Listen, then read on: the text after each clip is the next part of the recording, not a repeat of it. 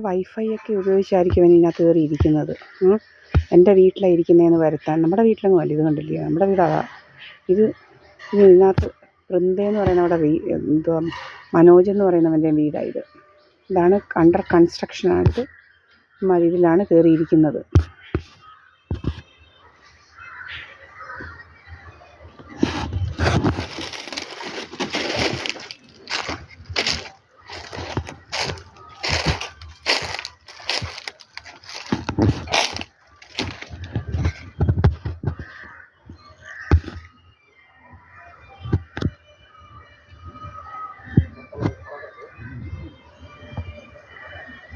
പാട്ടുമൊക്കെ കേട്ടിരിക്കാൻ ഇങ്ങനെ വന്നിരിക്കുക ഇവൻ.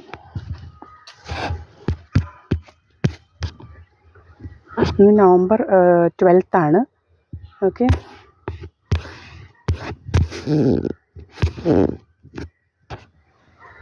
മണി 12:15 കാണും.